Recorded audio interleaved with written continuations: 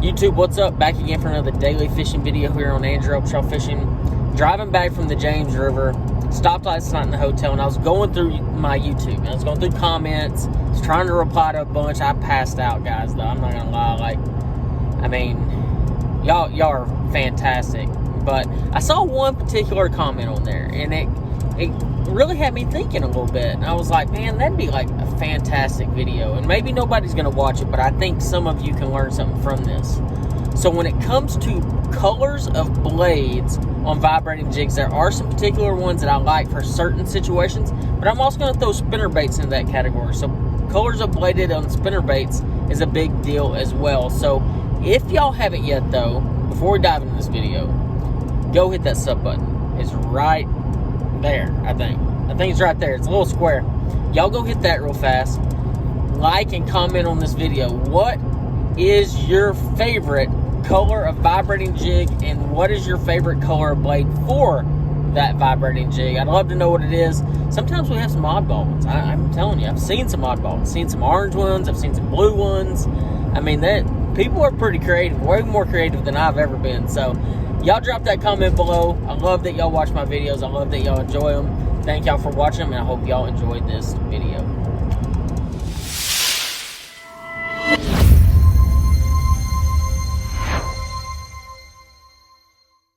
Alright guys, in today's YouTube video, we're going to talk about blade color as it relates to spinnerbaits and bladed jigs. You know, there are certain situations where, guys, we really overthink it.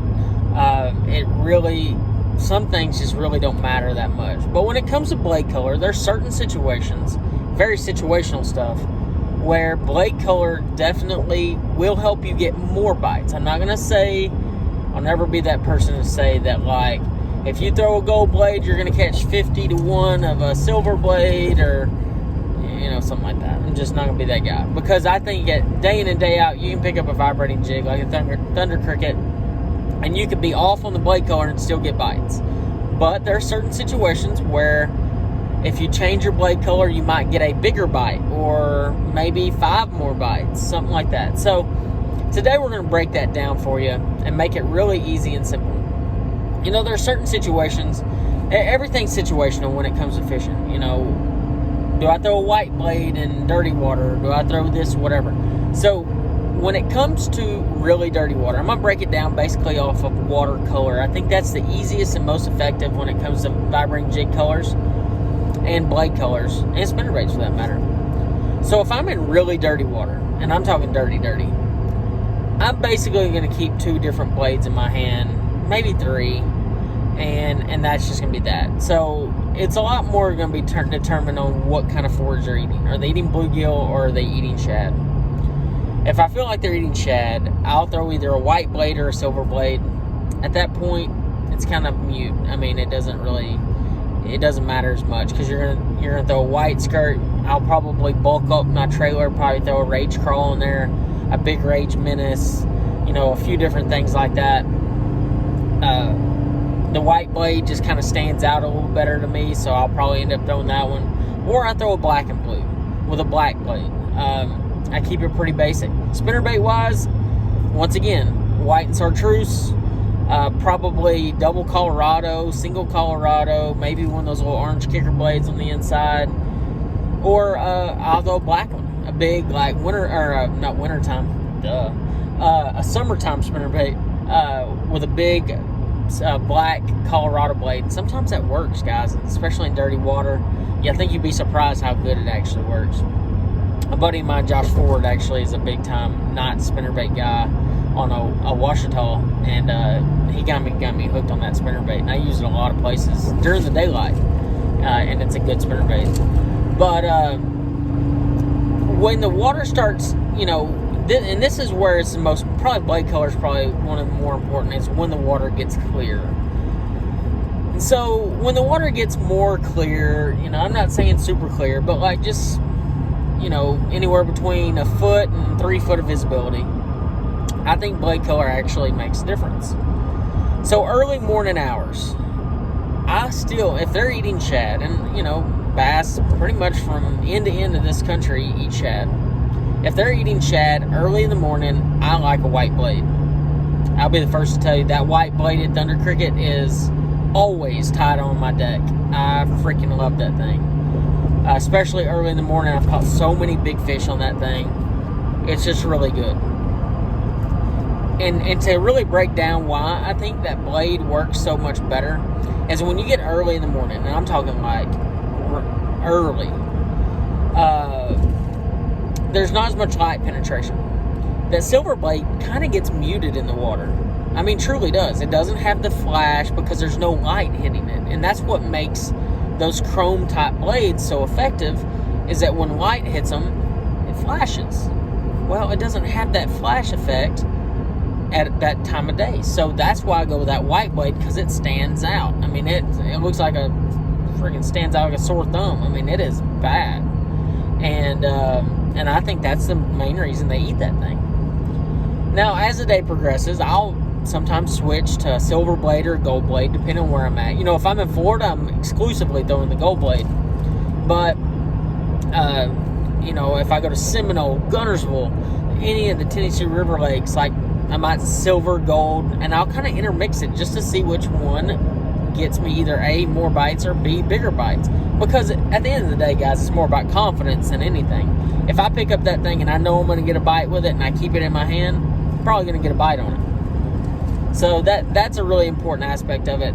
You can still catch fish in clear water with a black and blue, with a black blade.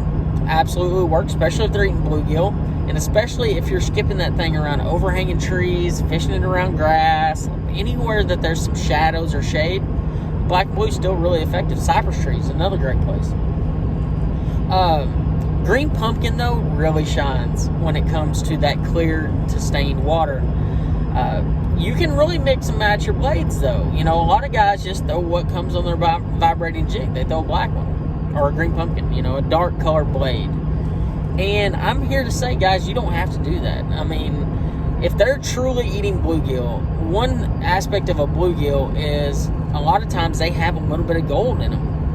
That's the reason why on Rayburn you see everybody throw that gold lipless crankbait, or even in Florida. You know, I think in Florida it has a lot more to do with how that gold flashes. I think it stands out better in that tannic water. But it's definitely an effective color that time of year. But I really, one of my favorite ways to fish a vibrating jig is to have a bluegill color skirt or green pumpkin with a gold blade. So I actually have to get a different head, and I'll put a green pumpkin or bluegill skirt on there, match it with a blade minnow or a menace, and I mean, it works. There's something about that gold blade, just sometimes it gets some big ones.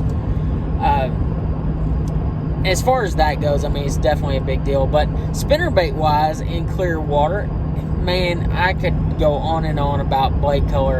And I mean, because it just kind of varies based off where you're at. Like, say for instance, in January, February on Rayburn, one of my favorite, like all-time favorite blade color combinations is double copper. Yeah, you heard that right, copper blades. That is a fantastic color combination early in the year. You know, and as the year progresses, I'll go to like a tandem, like Willow, Colorado, gold, silver, you know, the basic kind of stuff. The fall, I'll do a double silver, or even 3-blade. I'll build my own 3-blade silver spinnerbait, silver blade spinnerbait. I think that is a good one too. Once again, the black one works really well, especially in shaded situations. One of my favorite post-spawn spinnerbaits, which you could throw right now, would be a bluegill color spinnerbait with black blades. I just like willow leaf spinnerbaits, guys. I'm going to be the first to tell you, I really like willow leaf colors. Or willow leaf, that, you know, the long, skinny blade. I've always been a fan of that blade. I felt it doesn't have as much thump. It's a little bit more finessey, and that's kind of my game, I guess. So, now this is the interesting one. And I think if y'all made it this far, you deserve this little nugget. So when the water's really clear, and I'm talking like 3 to 20 foot of visibility, let's just say 20 foot of visibility, there's two trains of thought there. Do I go like ultra, like realistic, Or do I go ultra gaudy, like just ridiculous, like I can't believe you're throwing that right now?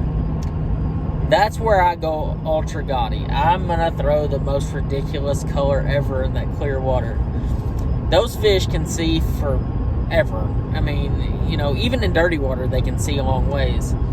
But in that really clean water, they can see a really, really long ways. Well, if I'm throwing something that's ultra realistic, you know, there's a lot of times that they might not see it, or they might not really like it.